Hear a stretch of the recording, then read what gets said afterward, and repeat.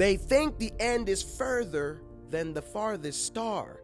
That's what Israel thought when Jeremiah mentioned Nebuchadnezzar.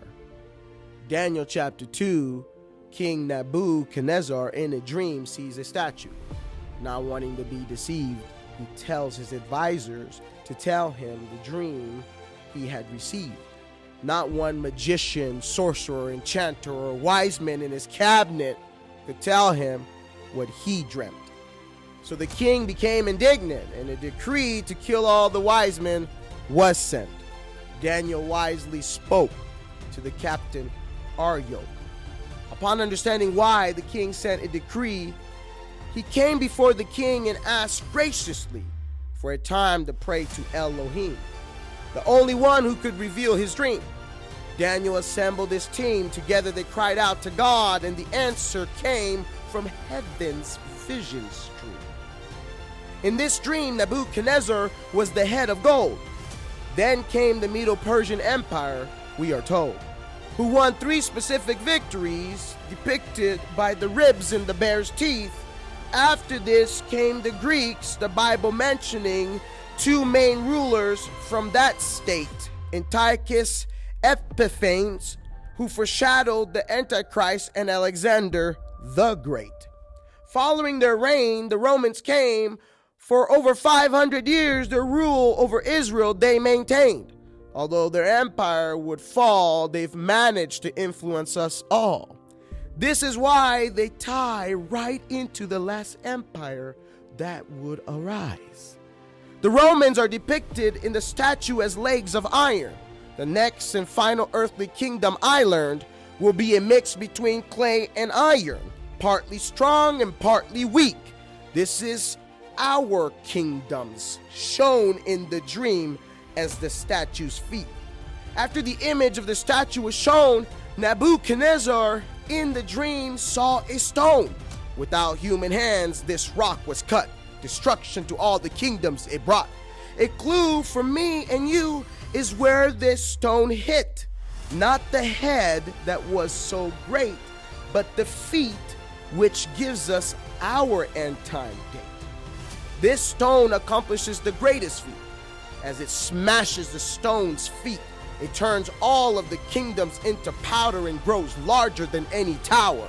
During that hour, he will fill the whole world with his power. God did not leave us in the dark.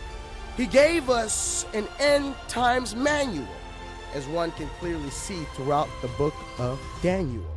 Nebuchadnezzar's dream is not the only insight the book of Daniel would bring. As one continues to read, there are other visions and dreams. Indeed, each one off of the other one they feed until a person will see the picture clearly. Let us look at the vision of the beast that arise out of the sea. Daniel sees a great body of water with the 4 winds blowing. Nothing happens without God's approval is what this is showing. Daniel, who's like a watcher, sees the first beast coming out of the water, a lion with wings that turns into a man. Read Daniel chapter 4 to better understand. There, King Nebuchadnezzar goes from a man to a beast for 7 years and back again. In Babylon, they found pictures of lions with wings. So we know this first beast represents the Babylonian kings. Next came a bear leaning on one side with 3 ribs in its teeth. The Medo-Persian Empire, upon them dominion would abide. With 3 victories, they put their enemies under their feet. But what did the bear's lean mean? Historically, we know for certain that the Median kingdom became lesser than the Persian.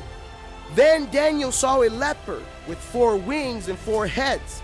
This king is swift conquests he brings on all the earth he treads. He would never surrender.